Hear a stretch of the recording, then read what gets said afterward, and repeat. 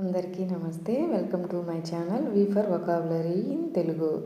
మనం ఈరోజు నేర్చుకోబోయే కొత్త టాపిక్ చెప్పే ముందుగా ప్రీవియస్ వీడియోలో నేను మీకు ఇచ్చినటువంటి ఛాలెంజ్కి ఫస్ట్ ఆన్సర్ని మనం తెలుసుకుందాం. మనం ప్రీవియస్ వీడియోలో టు బీ మోర్ స్పెసిఫిక్ ఎలా పలకాలి? టు బీ మోర్ స్పెసిఫిక్ అంటే ఏంటి, దాని ఎగ్జాంపుల్స్, దాన్ని ఎలా మనం సెంటెన్స్లో యూజ్ చేయాలి ఇప్పుడు తెలుసుకుందాం. టు బీ మోర్ స్పెసిఫిక్ అంటే ఇంకా స్పష్టంగా చెప్పాలి అంటే, లేదా ఇంకా ఖచ్చితంగా చెప్పాలి అంటే, లేదా ప్రత్యేకంగా చెప్పాలి అంటే అని అర్థం అన్నమాట. మనం ఏదైనా ఒక విషయాన్ని మరింత వివరంగా అందరికీ అర్థమయ్యేలాగా చెప్పాల్సిన సందర్భంలో ఈ షార్ట్ ఫ్రేజ్ని వాడతాము. ఓకేనా? ఇది ఇట్లాగైనా వాడచ్చు, లేదంటే మనం ఇంకా పెద్ద సెంటెన్స్లో చెప్పాలంటే ఇప్పుడు ఎగ్జాంపుల్ చూద్దాం ఎలా చెప్పాలి అనేది. He is my relative. To be more specific, my cousin. He is my relative. To be more specific, my cousin అంటే అతను నా బంధువు. ఇంకా స్పష్టంగా వివరంగా చెప్పాలి లేదా ప్రత్యేకంగా చెప్పాలంటే అతను నా మేనమామ అని అర్థం అన్నమాట. సో ఇలాగే ఇంకొక ఎగ్జాంపుల్ చూద్దామా? I like fruits. To be more specific, I like grapes. నాకు పళ్ళు అంటే ఇష్టం. టు బీ మోర్ స్పెసిఫిక్, ప్రత్యేకంగా చెప్పాలంటే ఐ లైక్ గ్రేప్స్, నాకు ద్రాక్ష అంటే స్పెషల్గా ఇష్టం అని అర్థం అన్నమాట. సో టు బీ మోర్ స్పెసిఫిక్ని ఏ విధంగా వాడాలి, ఎలాంటి సందర్భాల్లో వాడాలి ఇప్పుడు చూసాం కదా. So coming to the today's టాపిక్లోకి వెళ్ళిపోదాం మనం ఈరోజు. ఈ క్వశ్చన్కి ఎవరో ఒక్కళ్ళు కరెక్ట్గా ఆన్సర్ చేశారు, మిగతా వాళ్ళు కూడా ట్రై చేయండి దానికి అసలు అర్థం ఏంటి అనేది. సో కరెక్ట్గా ఆన్సర్ చేశారండి. So coming to the today's topic, మనం చెప్పుకోబోయే కొత్త టాపిక్ వచ్చేసరికి అడ్వాన్స్డ్ వొకాబులరీ. సో మీ అందరికీ బాగా నచ్చింది కదా ఈ వీడియోనే. సో ఈరోజు ఇంకొన్ని పదాలు, అడ్వాన్స్డ్ పదాలకి ఎలా పలకాలి, వాటి అర్థాలు ఏంటి, ఎలాంటి సందర్భాల్లో వాడాలి, దాన్ని మనం సెంటెన్స్లో ఎలా ఫామ్ చేసి మాట్లాడాలి ఇప్పుడు మనం ఈ వీడియోలో నేర్చుకుందాం. ఫస్ట్ వర్డ్ వచ్చేసరికి ఫసేక్. దీన్ని ఎలా పలకాలి మళ్ళీ పలకండి నాతో పాటు. ఫసేక్. ఇక్కడ ఆర్ అనేది మనం పలుకుతాం కానీ ఆర్ అనేది సైలెంట్ అండి. సో ఆర్ అనేది మన గొంతు వరకే ఉండాలి, బయటికి ప్రొనౌన్స్ చేసేటప్పుడు ఆర్ అనేది సైలెంట్ అనమాట. సో దీన్ని మనం ఎలా పలకాలి? ఫసేక్, ఫసేక్ అని పలకాలి. ఓకేనా? సో ఫసేక్ అంటే విడిచిపెట్టు, త్వజించు, దూరం అవ్వటం, తొలగించటం అని అర్థం అన్నమాట. మనం దీన్ని సహజంగా జనరల్గా leave, quit, give up, reject అని చెప్పాల్సిన సందర్భంలో అడ్వాన్స్డ్ లెవెల్లో ఫసేక్ అని వాడతామన్నమాట. మనం ఇక్కడ కొత్తగా సబ్స్క్రైబ్ చేసుకున్న వాళ్ళ కోసం ఇక్కడ బాక్స్లో ఉన్న మెథడ్ని చంకు మెథడ్ అంటారు. చంక్స్ అంటే ముక్కలు అనమాట. ఆ ముక్కల్ని మనం ఏమంటామంటే సిలబల్స్ అంటారు. అంటే ఫసేక్లో ఎన్ని సిలబల్స్ ఉన్నాయి? 2 సిలబల్స్ ఉన్నాయి. అసలు మనం ఈ మెథడ్ని ఎందుకు వాడతాము అంటే ఎంత కష్టమైన పదాన్నైనా ఈజీగా ప్రొనౌన్స్ చేయడానికి, నోరు తిరగని వాటిని కూడా మనం ఈజీగా పలకటం కోసం ఈ చంకు మెథడ్ అనేది ఉందన్నమాట. సో ఇప్పుడు ఎలా పలకాలి? ఫసేక్ అని పలకాలి, గుర్తుపెట్టుకోండి. ఇది మనం ఎగ్జాంపుల్ ద్వారా she will never forsake her family. She will never forsake her family అంటే ఆమె ఎప్పుడూ తన కుటుంబాన్ని వదిలిపెట్టదు, విడిచిపెట్టదు అని అర్థం అన్నమాట. వాళ్ళ కుటుంబానికి దూరం అవ్వదు అని అర్థం. ఇంకొక ఎగ్జాంపుల్ చూద్దాం. He decided to forsake his bad habits. He decided to forsake his bad habits. అతను తన చెడు అలవాట్లను వదిలేయాలని నిర్ణయించుకున్నాడు. డిసైడెడ్, ఈడీ వచ్చింది, ఆల్రెడీ పాస్ట్ టెన్స్ అనమాట, జరిగిపోయింది. సో నిర్ణయించుకున్నాడు అని అర్థం. సో మీకు క్లియర్ అర్థమైందని అనుకుంటున్నాను. So coming to the next word, hypocrisy. దీన్ని ఎలా పలకాలి? నాతో పాటు పలకండి. హిపోక్రసీ. దీన్ని హిపోక్రసీ అని పలకడం అనేది రాంగ్ ప్రొనౌన్సియేషను. దీన్ని హిపోక్రసీ అని పలకాలి.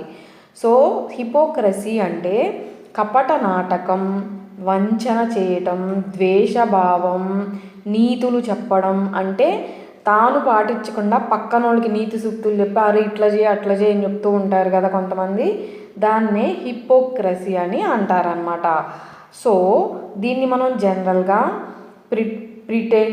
Pretension, duplicity, double dealing, falsity అని చెప్పాల్సిన సందర్భంలో మనం అడ్వాన్స్డ్ లెవెల్లో హిపోక్రసీ అని వాడతామన్నమాట. సో మనం దీన్ని ఎలా పలకాలి చంకు మెదడులో? హిపోక్రసీ, హిపోక్రసీ అని, హిపోక్రసీ అని విడదీసి పలకడం ద్వారా ఈజీగా ప్రొనౌన్స్ చేస్తామన్నమాట. సో మనం దీన్ని ఎగ్జాంపుల్ ద్వారా ఎలా వాడాలనేది చూద్దాం. People hate hypocrisy in leaders. People hate hypocrisy in leaders అంటే నాయకులలో కపట నాటకాన్ని అంటే వంచనా భావాన్ని ప్రజలు అసహించుకుంటారు. అంటే మోసం అన్నమాట. ఆయన పాటించకుండా, ఆయన ఇచ్చిన ప్రామిసులు చేయకుండా మనకొచ్చి నీతి సూక్తులు చెప్తుంటారు కదా కొంతమంది, అలాంటివి జనాలు అంటే ప్రజలు తట్టుకోలేరు అని అర్థం. ఇంకొక ఎగ్జాంపుల్ చూద్దాం ఇప్పుడు. His speech was full of hypocrisy. His speech was full of అంటే నిండిపోయింది అనమాట. ఓకేనా? వాజ్ వచ్చింది కాబట్టి జరిగిపోయింది. ఓకేనా? సో జరిగిపోయింది, పాస్ట్ టెన్స్ అనమాట. సో ఫుల్ ఆఫ్ అంటే నిండిపోవడం. అతని యొక్క ప్రసంగం అనేది అంటే వంచనతో, కపట నాటకంతో కూడుకొని నిండిపోయి ఉంది అని అర్థం అనమాట. సో అర్థమైంది కదా ఎలా వాడాలనేది. Coming to the next word, callous. ఎలా పలకాలి? కాలస్. మళ్ళీ పలకండి నాతో పాటు. కాలస్. కాలస్ అని పలకాలి. కాలస్ అంటే నిర్దయమైన, అంటే దయ లేకపోవడం, క్రూరమైన మెంటాలిటీ, విచక్షణ జ్ఞానం లేకుండా, కనికరం లేకుండా అని అర్థం అన్నమాట.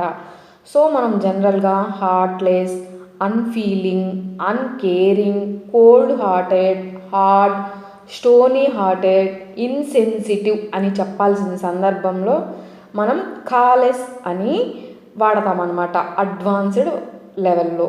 సో దీన్ని మనం చంకు మెదడులో ఎలా పలకాలి? నాతో పాటు ప్రొనౌన్స్ చేయండి. కాలెస్, కాలస్, కాలెస్. ఓకేనా? సో దీన్ని మనం ఎగ్జాంపుల్ ద్వారా, her callus words hurt me deeply.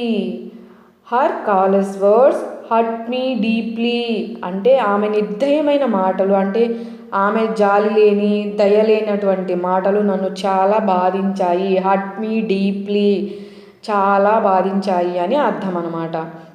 So ఇంకొక ఎగ్జాంపుల్ వచ్చేసరికి, her callus attitude shocked everyone. Her callus attitude shocked everyone అంటే ఆమె కనికరం లేని వైఖరి. యాటిట్యూడ్ అంటే వే ఆఫ్ బిహేవింగ్, అంటే వైఖరి అందరినీ ఆశ్చర్యపరిచింది. షాక్డ్ ఎవ్రీవన్ అంటే అందరినీ ఆశ్చర్యపరిచింది అని అర్థం అనమాట. సో మీకు అర్థమైంది కదా. Coming to the next word, perhaps. ఎలా పలకాలి? పర్హాప్స్. ఇక్కడ కూడా ఆర్ అనేది సైలెంట్. మనం పలుకుతాము కానీ ఆర్ అనేది మన గొంతులోనే ఆగిపోవాలి, బయటికి మాత్రం పర్హాప్స్ పలకండి. ఎలా పలకాలి? పర్హాప్స్ అని పలకాలి. పర్హాప్స్ అంటే బహుశా, కాబోలు, కావచ్చు అని అర్థం అనమాట. ఏమో అని అంటూ ఉంటాం కదా మనం జనరల్గా మాట్లాడుతున్నప్పుడు, అలాంటి సందర్భంలో వాడే అడ్వాన్స్డ్ వొకాబులరీ అనమాట. దీన్ని మనం జనరల్గా మేబీ, పాసిబ్లీ, ఫీజబ్లీ, ప్రాబబ్లీ అని యూజ్ చేయాల్సిన సందర్భంలో మనం అడ్వాన్స్డ్ లెవెల్లో పర్హాప్స్ అని వాడతామన్నమాట. సో దీన్ని మనం చంకు మెదడు ద్వారా ఎలా పలుకుతాం? పర్హాప్స్, పర్హాప్స్ అని విడదీసి పలకడం ద్వారా ఈజీగా ప్రొనౌన్సియేషన్ చేయొచ్చు అనమాట. సో దీన్ని ఎగ్జాంపుల్ ద్వారా, perhaps he will come tomorrow. Perhaps he will come tomorrow. మనం జనరల్గా చెప్తూ ఉంటాం కదా maybe he will come tomorrow అని. ఇది సింపుల్ అనమాట మనం జనరల్గా వాడుక భాషలో. సో బహుశా అతను రేపు వస్తాడేమో అంటూ ఉంటాం కదా అలాంటి సందర్భంలో. లేదంటే ఇంకొక ఎగ్జాంపుల్ చూద్దాం. Perhaps it will rain this evening.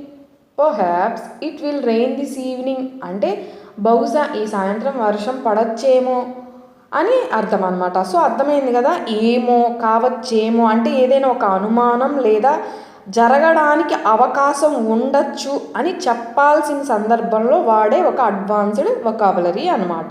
So అర్థమైంది కదా. Coming to the next word, mandatory. ఎలా పలకాలి? మ్యాండేటరీ.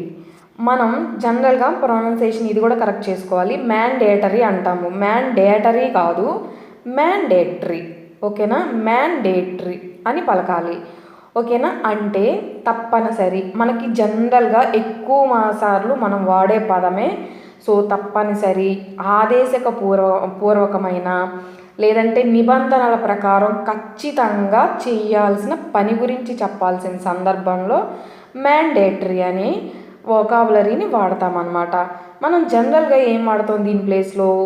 Compulsory, required, unavoidable. అంటే మనం అంటే ఖచ్చితంగా అవాయిడ్ చేయడం అంటే మనం ఆపడానికి లేకపోవడం అనమాట. సో ఎసెన్షియల్ అంటే అవసరమైన, నెసెసరీ అంటే కూడా నీడ్ అనమాట, ఖచ్చితంగా చేయాల్సిన పని అనే అర్థం అనమాట. సో దీన్ని మనం ఎలా పలుకుతాం? మ్యాండేటరీ, మ్యాండేటరీ, మ్యాండేటరీ అని చంకు మెదడులో ఈజీగా ప్రొనౌన్స్ చేయొచ్చు అనమాట. సో అర్థమైంది కదా. దీన్ని మనం ఎగ్జాంపుల్ ద్వారా, attendance is mandatory for all students.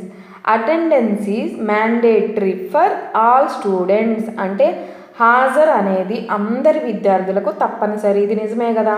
So ఇదే కాదండి, మన గవర్నమెంట్ ఇప్పుడు మనం బ్యాంక్ ఫామ్ ఫిల్ చేస్తున్నప్పుడు మ్యాండేటరీ అంటే మీన్స్ చెక్ మార్క్స్ ఖచ్చితంగా చేయాల్సిన రిక్వైర్డ్ ఫీల్డ్స్ అని ఉంటాయి. ఓకేనా? అవి ఎగ్జాంపుల్కి చెప్తున్నాను సింపుల్గా మీకు అర్థం అవ్వడం కోసం. అవి కూడా మ్యాండేటరీ ఫీల్డ్స్ అన్నమాట కదా. సో ఇంకొక ఎగ్జాంపుల్ చూద్దాం. Wearing a helmet is mandatory while riding a bike. అంటే మనం వాహనాన్ని నడుపుతున్నప్పుడు wearing a helmet is mandatory while riding a bike అంటే మనం వాహనాన్ని నడుపుతున్నప్పుడు హెల్మెట్ పెట్టుకోవడం అనేది కంపల్సరీ, తప్పనిసరి అని అర్థం అన్నమాట. సో మీకు అర్థమైందని అనుకుంటున్నాను. నేను ఈరోజు మీకు ఇవ్వబోయే ఛాలెంజ్ వచ్చేసరికి ట్రాజిక్ అంటే అర్థం ఏమిటి, దాన్ని ఎలా పలకాలి, దాని ప్లేస్లో మనం ఏం యూజ్ చేస్తున్నాం, దాన్ని మనం చంకు మెదడులో ఎలా పలకాలి, సెంటెన్స్లో ఎలా మనం యూజ్ చేయాలి అనేది నెక్స్ట్ వీడియోలో నేర్చుకుందాం. తప్పైనా పర్వాలేదు, ఖచ్చితంగా కామెంట్ చేయండి. మీ వాల్యుబుల్ కామెంట్స్ అనేవి మన ఛానల్ గ్రోత్కి, నేను ఇంకా ఏదైనా కొత్తగా ఇంకెక్కడైనా లాగ్ అవుతున్నానో మనం ఇంప్రూవ్ చేసుకోవడానికి చాలా యూజబుల్. సో ఖచ్చితంగా కామెంట్ చేయండి. ఈ వీడియో మీ అందరికీ నచ్చింది, యూస్ఫుల్ అనే అనుకుంటున్నాను. మీకు కనుక మన వీడియోస్ నచ్చినట్లయితే లైక్ చేయండి. ఎవరికైనా యూస్ఫుల్ ఉంది అంటే కనుక తప్పకుండా మర్చిపోకుండా షేర్ చేయండి. మీరు ఇప్పుడే కనుక కొత్తగా మన వీడియోస్ చూస్తున్నట్లయితే, యూజ్ఫుల్ అనుకుంటే, మీకు నచ్చినట్లయితే సబ్స్క్రైబ్ చేసుకోండి. మీ అందరి సపోర్ట్ ఇలాగే ఉండాలి అని ఆశిస్తూ thanks for watching my video. Thank you so much.